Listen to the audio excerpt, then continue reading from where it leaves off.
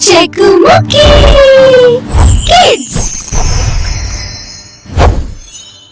Hello పిల్లలు, ఈరోజు మనం ఒక అద్భుతమైన కథ వినబోతున్నాం. ఆకాశంలో ఎగిరే ఒక ప్రత్యేకమైన ఏనుగు గురించి తెలుసుకుందాం. అనగనగా ఒక రాజు ఉండేవాడు. ఆ రాజుకి చాలా పెద్ద తోట ఉండేది. ఆ తోటను కాపాడే వ్యక్తి పేరు సూరయ్య. అతని భార్య పేరు నరసమ్మ. వాళ్ళు ఇద్దరూ తోటలోని చిన్న ఇంట్లో ఉండేవారు. ఒకరోజు ఉదయం సూరయ్య తోటలో తిరుగుతూ ఉండగా కొన్ని చెట్లు ఆకులు ఎవరో తిన్నట్లు కనిపించాయి. సూరయ్యకు చాలా భయం వేసింది. రాజుగారికి తెలిసితే నన్ను శిక్షిస్తారు అనుకున్నాడు. అతను తోటంతా చూశాడు. కంచె ఎక్కడా పాడవలేదు. జంతువు లోపలికి ఎలా వచ్చిందో అతనికి అర్థం కాలేదు.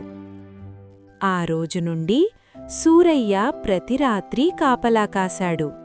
ఒక పున్నమి రాత్రి వెన్నెల చాలా ప్రకాశంగా ఉంది.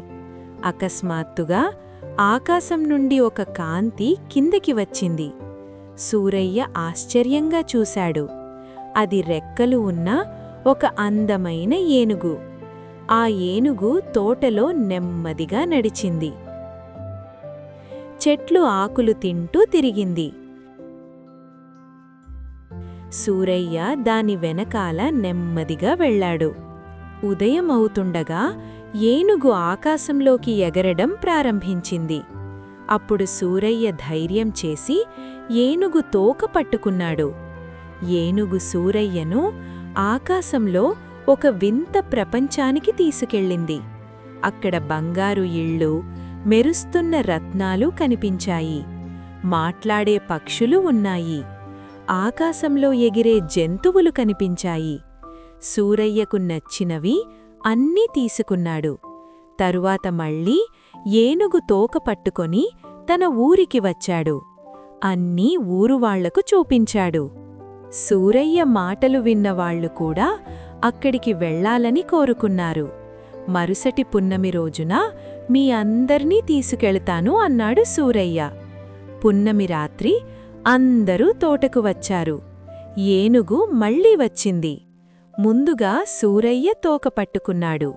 తరువాత నరసమ్మ అతని కాలు పట్టుకుంది. తరువాత ఇంకొకరు. ఇలా అందరూ ఒకరినొకరు పట్టుకొని ఆకాశంలో ఎగురుతున్నారు. చివరిలో ఉన్న మల్లమ్మ అడిగింది, అక్కడ గుమ్మడికాయలు ఎంత పెద్దగా ఉంటాయి అని. ఆ మాట సూరయ్యకు చేలింది. సూరయ్య తాను గాలిలో ఉన్నాడని మరిచిపోయాడు. ఇంత పెద్దగా ఉంటాయి అని చేతులతో చూపించడానికి ఏనుగుతోక వదిలేశాడు.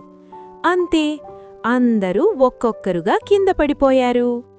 పిల్లలు, మనం ఈ కథను చెప్పేది ఏమిటంటే, అతి ఆశ, అజాగ్రత్త ప్రమాదానికి దారితీస్తాయి.